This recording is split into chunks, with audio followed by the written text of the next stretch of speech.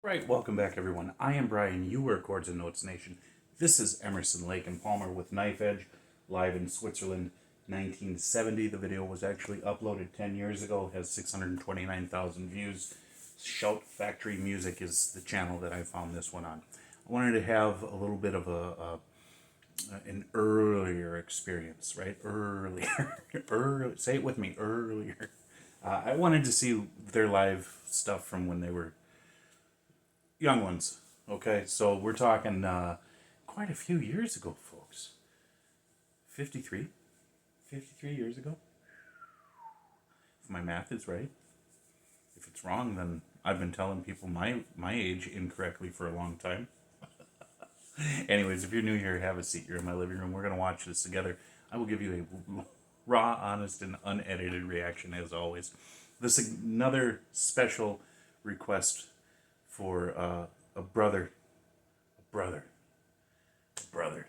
Jason, here we go. We're going to do this. For the rest of you, please check out the description box below for ways to support this channel, help this channel grow so that I can improve the overall experience for you. There is a Patreon page with a free membership level, 3 paid membership tiers, a free membership trial period, tons of perks, and patrons will always get discounts on Chords and Notes merchandise. Yes, there is a Chords and Notes store. Check that out on my channel. Check that in the description box below. Donation requests through PayPal. That's all I have to say. And super thanks. All in the description box below. Let's get started. Knife Edge.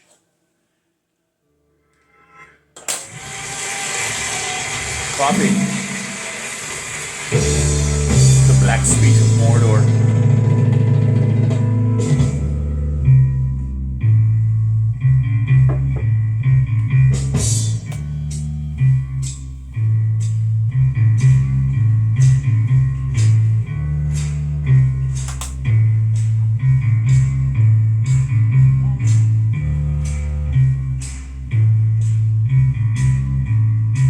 It's a nice bass tone. Tread the road, cross the abyss, take a look down at the madness.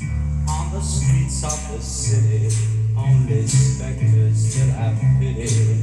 Patient cues for the gallows, sing the praises of the hallowed. Our machines feed the furnace, if they take us, they will burn us.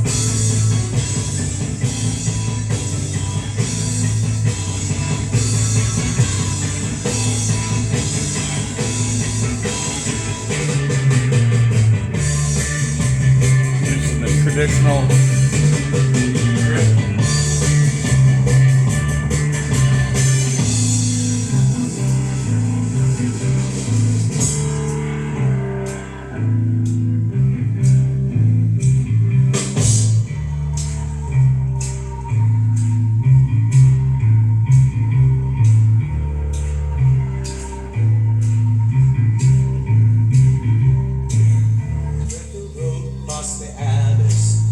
Look down at the madness on the streets of the city. Only specters still had pity. Patient cues for the gallows, sing the praises of the hallowed. Our machines feed the furnace, if they take us, they will burn us.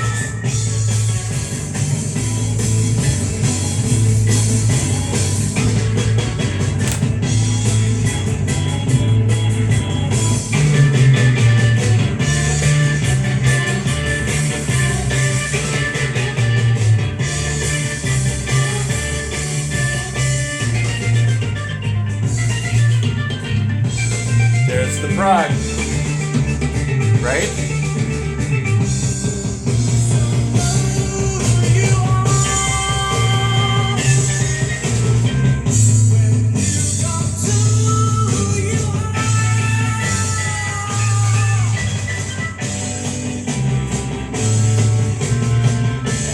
Thick belt.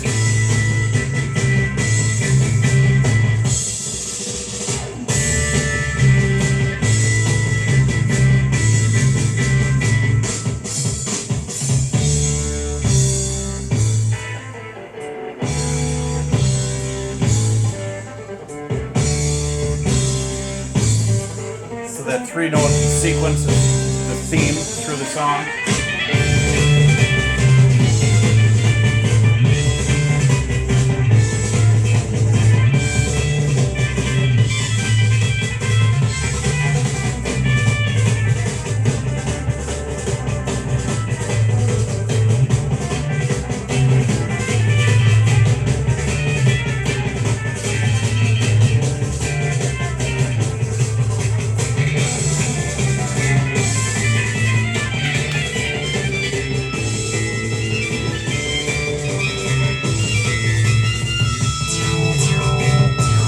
Lasers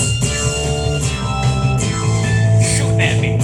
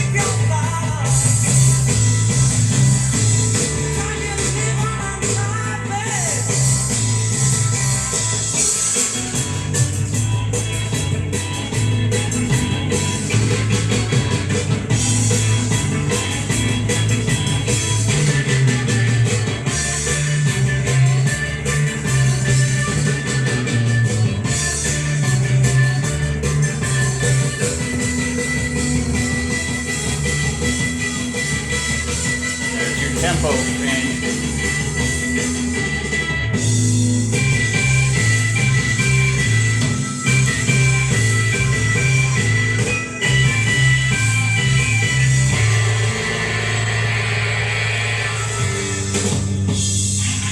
Wow, he's getting sassy.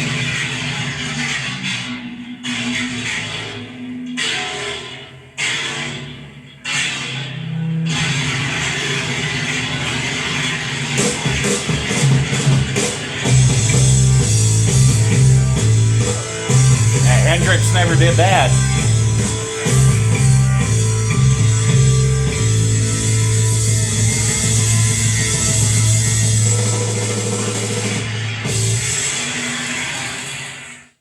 All right. That was the one I did before. I'm just going to leave that. That could be a good backdrop because they're applauding me. See that? I'm here and they're like, yay. Okay, quite a few things going on here within me. So this is the second purposeful time I've listened to them. Lucky Man being the first one. So this one definitely had a lot more of the prog elements that we've come to be used to with what prog is. Now this being a 3-piece with no guitar, no electric guitar, the keyboard is naturally going to take that place because what else is going to? And so I've mentioned before, if you've seen any of my other videos, I've mentioned before, like with Genesis, early Genesis, I struggled with, have, and still do struggle with early Genesis because of its keyboard nature, but it's also very English, okay? And there's nothing against the English prog from that era. There's just something different about it, and I can't place my finger on it, mainly because my meat and potatoes when it came to Prague was Rush, and everybody knows that. Jason, you know how, you know, insane I was about them. Still love them today, but not not like back then. But that was the foundation that I had. So it was my measuring stick. Now, what does that have to do here? Well, what I'm doing is I'm setting up for my. I was very impressed with the rhythm section, with the bass. The tone of the bass was really good, and it was very upfront in the mix, and the drums. Although I think this is an older recording video, so, and because of how I got things set up, yes, I know. Don't shoot me. It wasn't the best quality audio, but so the drums to me were very fascinating. In they had that Prague '70s approach to it. He was holding in the traditional jazz style, the stick across, and he was doing quite a few. He was using his drum set. He was using his knowledge, his energy, to really put down a rhythmic backdrop. But I think the bass is what set the tone for this song. Most definitely. I mean, because that's what it started out with. And as I said during the song, there was that 3-note sequence that they used in different variations throughout the entire composition, and that was the theme, right? You could feel that theme throughout, and everything else that was happening was based around that foundation, that 3-note foundation, that theme.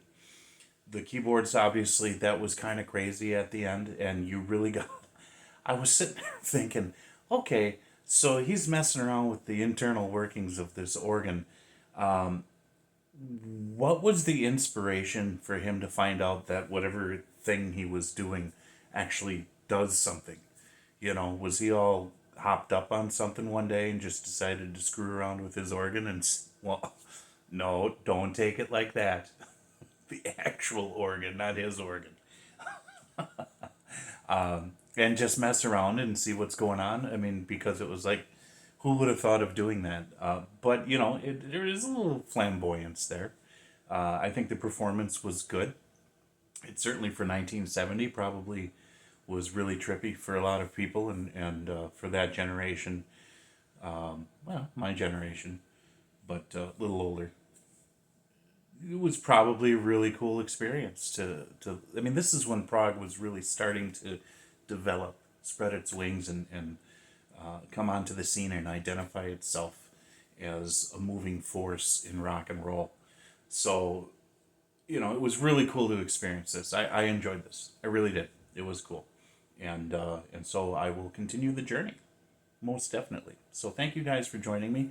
Jason, thank you for requesting this, and I hope I chose the right one for you, but that was the right one for me to listen to, because I wanted to see how they were in their younger days, in their youth, the days of their youth. All right, God bless you guys. Jesus loves you. I will talk to you later. Bye.